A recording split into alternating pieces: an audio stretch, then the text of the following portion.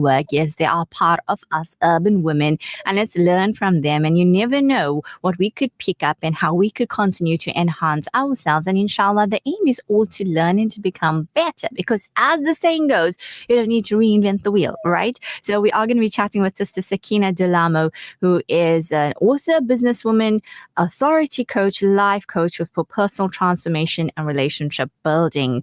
So Alhamdulillah, Sister Sakina is certified as a life coach with over 5 years of experience in helping people to achieve their goals and live happier, more fulfilling lives, and over 11 years of experience in facilitating youth and women empowerment programs such as camps and one-day events. She also was part of a bi-weekly radio show focusing on marriage and how people can play a positive role towards the success of their relationship. So without further ado, let's chat with Sister Sakina. She is live with us, joining us on Facebook, YouTube, and Instagram now. Assalamu alaikum, Sister Sakina. Welcome to our Spotlight on Urban Women. Wa alaikum salam wa rahmatullahi wa barakatuh. Thank you, Razia, for having me. It's an absolute pleasure. We definitely speak the same language, helping people to transform, to become better. The inner work is so important. If I may ask you, what inspired you to become a life coach? And also, how did your journey into personal development and coaching actually begin? You know what, Razia? You know, when they say your fate constantly chases you, and that's what constantly happening to me. Because I started off just from a small Muslim community. We used to have youth camps. We used to have one-day empowerment events where we just inform people about legal matters, emotional matters, health matters, and so forth. And I was responsible for organizing such events. And then I grew, I partnered with other people in organizing similar events when it comes to women empowerment, getting the information out there. And then 5 years ago, about 5 years ago, actually about 6 years ago, a friend of mine introduced me to an authority coaching course with Junaid Bayat.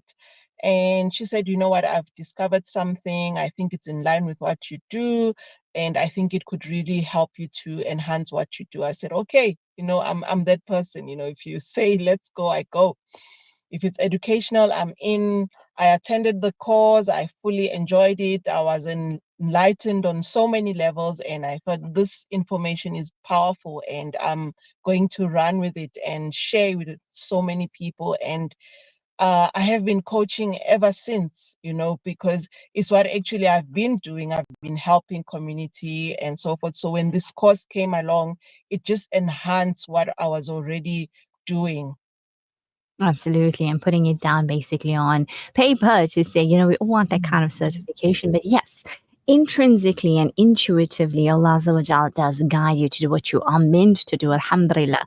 Could you elaborate now and share with us some of the key themes and insights that you discussed during your bi-weekly radio show on marriage and relationship success? I think many people are struggling in this regard. You know, Razia, one of the mistakes that we are doing when it comes to relationship, be it your mother-daughter relationship and a sibling relationship, brother-brother, sister-sister, sister-brother, the mistake that we are learning is that we think everything should come naturally, and it doesn't, you know. Mm-hmm. Communication is a skill, and we need to go and learn it. And it's sort of a beautiful dance once you learn how to communicate and when to communicate, you know, and why you are communicating. You know, so coaching, you know, like having the formal course, it helped me to understand how people understand the world in general, and what skills I can give them in order to have, you know, like better relationships. Because communication, you know, we think we are communicating, but it's a matter of how we communicate with people. And that is one of the core, you know, like problems that we have in relationships, and of course marriage, you know, because what you've learned previously at home, how to behave around people, it's what you bring in marriage, and you enhance it when you're in marriage. So if you didn't learn that, for example, if you want to communicate that you're leaving the house, you just get up and go, your partner gets shocked, like, I'm living with this person, and they just, they get up and go. So it's important that you let your partner know that, you know what, at 11 o'clock, I have an appointment, so I will be leaving the house at quarter to 11 or 10:30. Maybe I want you to help me prepare my clothes, I want you to help me prepare breakfast, communicate such things in time as well, a matter of when to communicate. So it's one of the things that in the biweekly marriage program we were highlighting, issues issues such as money. People feel like when they get into marriage, things naturally happen, and things don't naturally happen. You and your partner have to sit down and discuss, how are we going to run our household. People don't run household the same way, what are we going to eat for breakfast? What are we going to eat for lunch? Are we eating lunch together? Are we eating supper together? What are the house rules?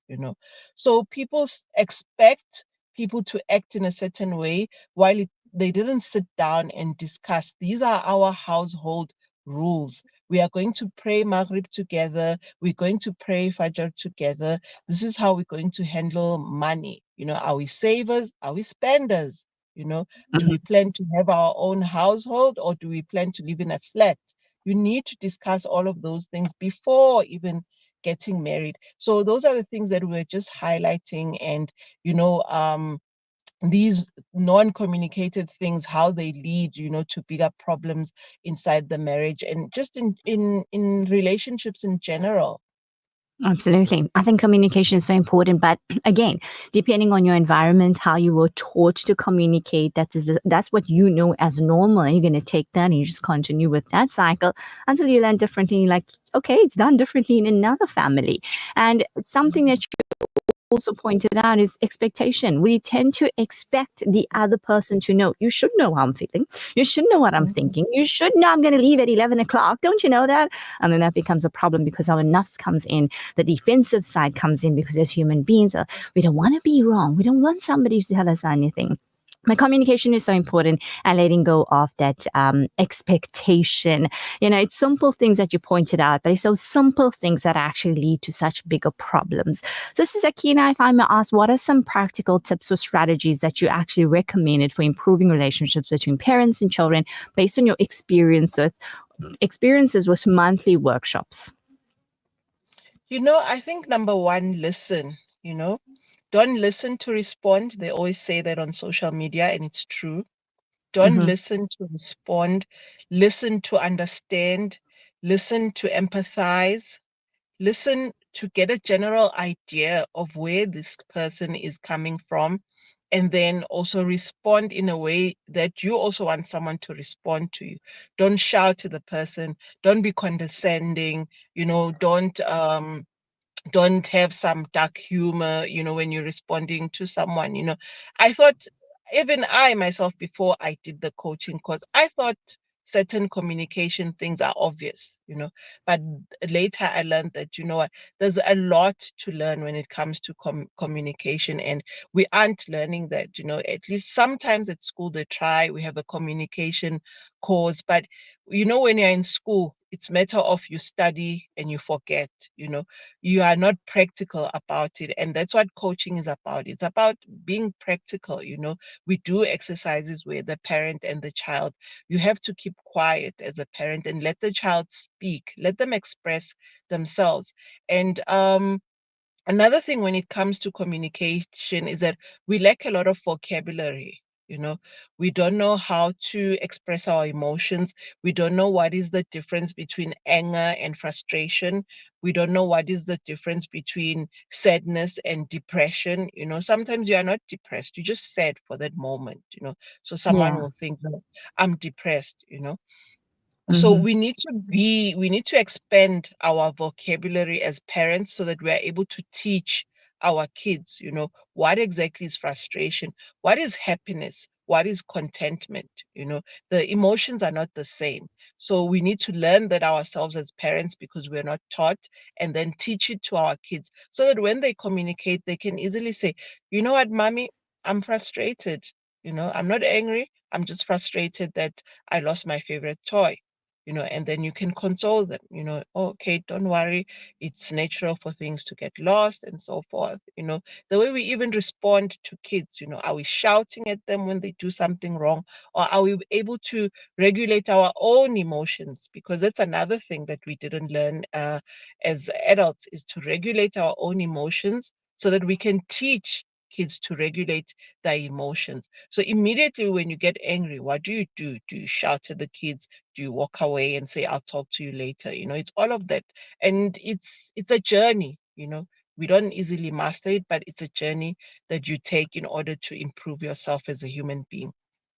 Absolutely. Self improvement always comes through self awareness, and it's about unlearning what we learned during childhood in our adult state that no longer serves us. As an urban woman, how do you actually maintain a balance between your family life and your professional life?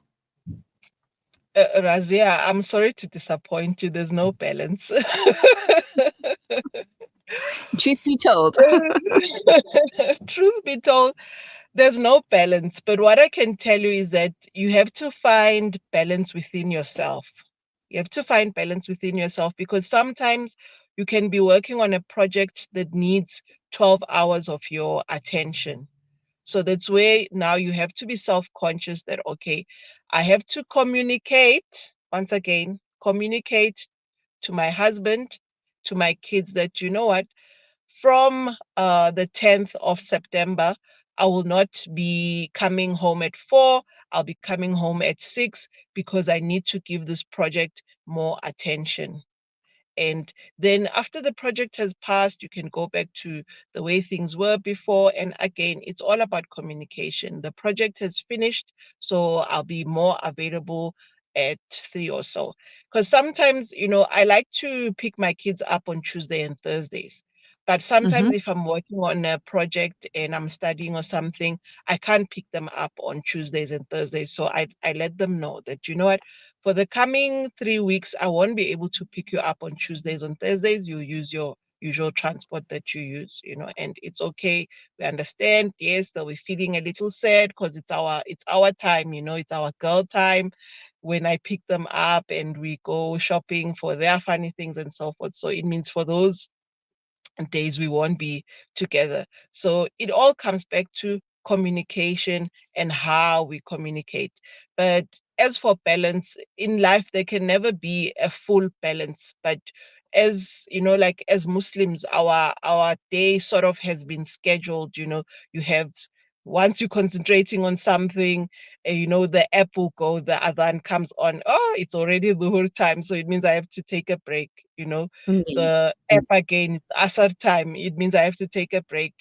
So Alhamdulillah that for us as Muslims, somehow our day has already been balanced for us, that you need to make time for your spirituality. Then from there onwards, then you can see how you schedule your day. You put in your exercises, you put in your breathing exercises, your work, and so forth. So Absolutely. balance just Absolutely. basically, it's about you. If you have balance, then everything else around you will have balance. Correct. And our salah is so beautiful because every time we make wudu, it's obviously you can see it in a way it's refreshing, but we know every time we make wudu, the minor sins are washed away. And there's also scientific proof that when we go in sujood, the force of gravity and the energy that actually goes through helps you to get grounded. So whatever our deen makes fard upon us, there's so much of benefit to that. Sister Sakina, it's been wonderful chatting with you. Quickly, due to time, I want to ask you for your take home message for our urban women listeners this morning. um I'd say let's learn to listen. Most of the time we are not listening, we are not present. That's very important to me, presence. And it's something that actually I teach my kids, because we get so caught up in the phones. And I told them, you know what, even I'm a victim to that. I get very caught up. I want to read the Facebook, the Instagram, the TikTok. You want to always be on par with everything. So I taught them that, you know what, we get caught up in the phones and everything. If you want to speak to me, tell me, "Mommy, I want to speak to you." Touch my hand, just cut my concentration on what I'm busy with on the phone, because most of the time I can tell you, Razia, in the afternoon, we are not doing any work. We are just scrolling. The concentration is not there. We're just getting that satisfaction of scrolling. So I told them that, what, as a mommy, I also suffer from this. I don't want to hide it from you, my kids. We are all suffering from the same illness. So please grab my attention. Let me know that you want my attention. You want to speak to me, communicate that with me. So I can say, like presence. Presence is the most important thing. And it's something that we've lost as people. I ask you to go on a coffee date. I'm on a coffee date with Razia, but I'm busy scrolling on my phone. I'm chatting to Mm-hmm. other people. That's not presence. If I'm talking to Razia, I need to concentrate on Razia, and we have a full-on human-to-human conversation. And I can put the phone on the side facing down, so that's it from me. Be present. Be present. Absolutely. Everything is happening in the moment. If we're not present, where are we? And the cell phone, it has been designed to get us to just keep on scrolling. And before you know it, time is gone, half an hour is gone, an hour is gone, and you don't even realize. So yes, we have to definitely catch ourselves in that, because I think we all fall victim to that. Jazakallah khair, Sister Sakina, for your time and sharing that knowledge with us.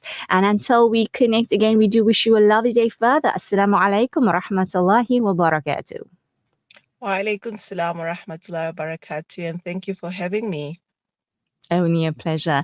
And that was Sister Sakina Dolamo. She is an authority coach and speaker as well, chatting with us. Well, she was on a spotlight, so I hope you took some benefit from there, telling us about communication and how important it is to listen. Are you listening with the intention of hearing what the other person is saying? Sometimes we listen to react, not even respond. So are you doing that? And something that is very important, but I think I'll say that for another time.